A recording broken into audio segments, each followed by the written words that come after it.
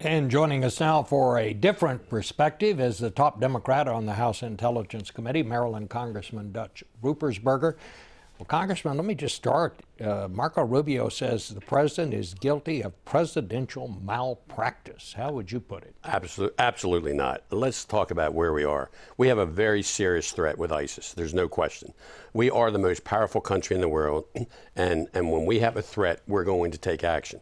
Now, what people don't realize is that people that I work with and people in intelligence and the Armed Services Committee, we deal with the military and the intelligence community every day. And they're the strongest in the world. And they are there advising the president and giving the president exactly what we need to do to protect Americans and to stop this threat. Now, I think the president made a mistake when he did not come out as strong after we had an American's head cut off, not one, but two.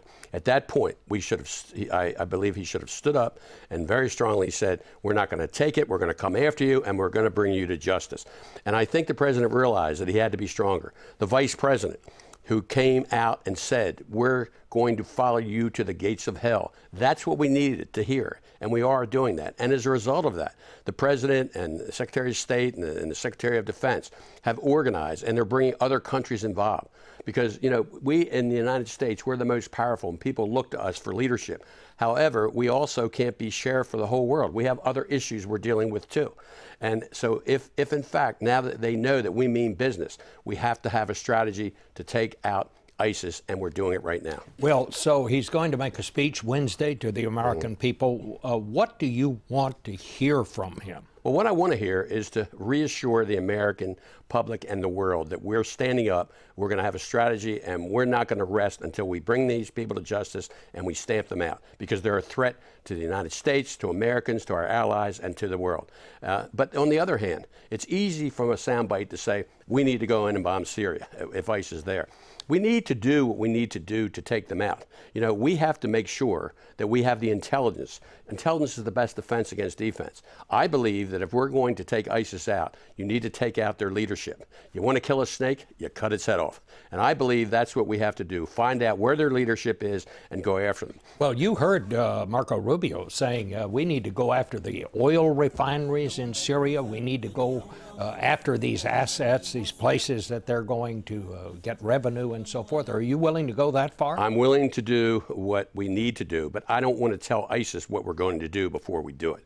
And I think that's what concerns me, to just say go in and bomb them. We need to get results, like we have done in Iraq in Afghanistan and in Pakistan. And we have gone in, and we very effectively took out the leadership in that area. The problem is that the terrorism and Al-Qaeda have grown a lot, and it'll be a threat for years to come. That's why we need to be strong from an intelligence perspective and get the information and do what we need to do to protect Americans. And believe me, our number one priority is to protect Americans in the homeland and then to protect Americans throughout the world.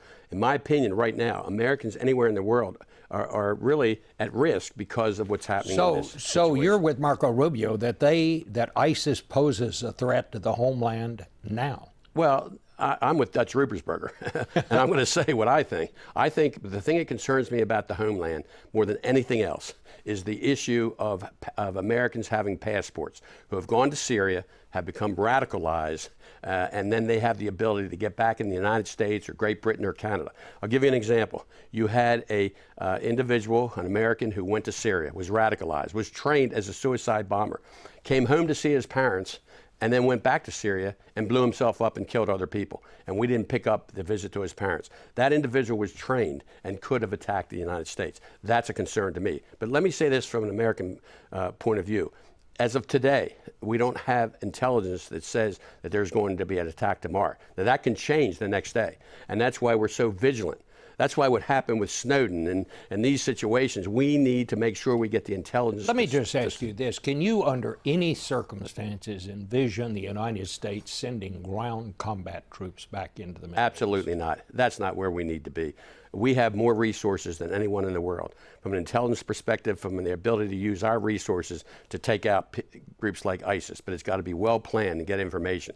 We don't need boots on the ground anymore. We don't need tanks going in, our infantry in there. That's not what we're dealing with anyhow. We're not taking over another country. We're not going to do that. And the American public do not want that either. All right. Sure. Congressman, okay, thank you so much Great for to be here, joining Bob. us. Good. Hope to see you again.